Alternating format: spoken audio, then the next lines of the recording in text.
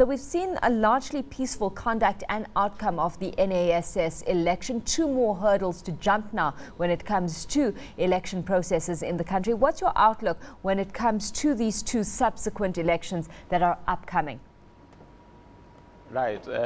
When you see what happened during the National Assembly elections, you will discover that the apprehension before the election in terms of possible violence and insecurity was actually overestimated. You discover that there were hitches leading to probably postponement initially, but eventually the election held, and we discover that the level of violence or malpractices is nothing in scale compared to what we witnessed previously. And so generally the elections were adjudged free and fair.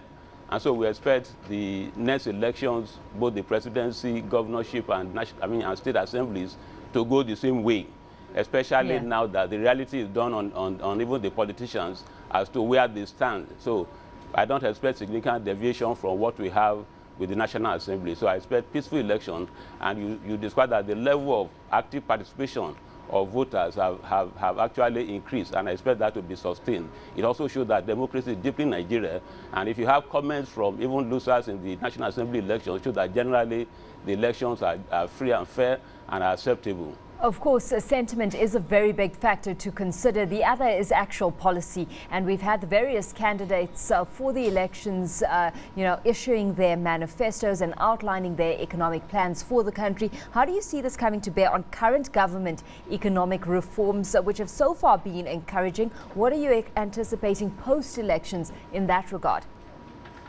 Well, if you look at the manifestos of the parties, especially the major parties, there are basically some level of consensus as to what issues to address.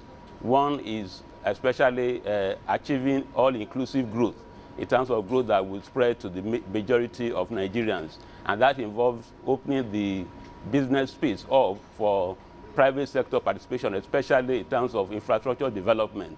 If you look at all the parties, most of them are stressing the need to involve private sector through public-private partnership in the development of infrastructure, and I expect that will be what we should see post-election, whichever government wins, because there is some level of consensus, like I said, even from Nigerians in terms of acceptance of reforms. You discover that the level with which the current government has been pushing reforms, especially in the power sector, even with the build-up to elections, you will expect that, Nigerians probably will react negatively to it, but that has not happened. It means that generally people are becoming realistic in terms of acceptance of reforms and consensus in terms of the need for those reforms. Obviously, within this context, we've obviously still got data that's filtering through to the market scene. We heard this week, of course, that Nigeria's forex reserves rose by 3.8%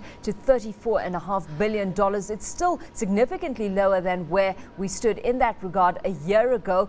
And what's been highlighted is that we always seem to see these slight upticks at the beginning of the month, only for that to reduce by the time we come to month end. Just how much of a concern is that for you right now, Yomi? Well, it's not a major concern, because I believe that these trends that we see in the last few months are temporary, because, there are some level of uncertainty concerning the election before now, so there are some level of apprehension, and so you have speculating buying of foreign exchange for that reason. And also you have some level of capital flight.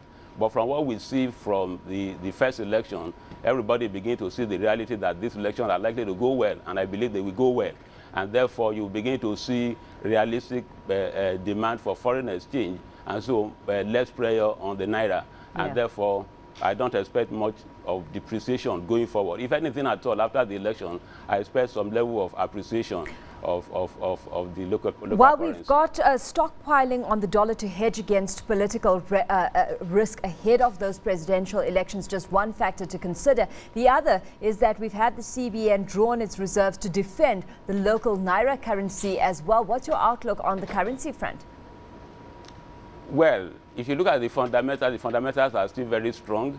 The international crude oil, which is the major foreign exchange earner for Nigeria, the international crude oil price is still very high, And with the conflict in the Middle East and North African countries that are affecting production in some countries, I don't expect much of a decline in the price of crude oil.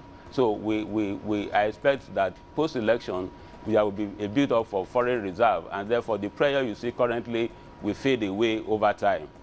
And therefore you expect to have a further build-up post-election. And with the sovereign wealth fund bill in the National Assembly, if that is passed, I expect also that even the depletion you have in the excess crude oil account will no longer be the case going forward.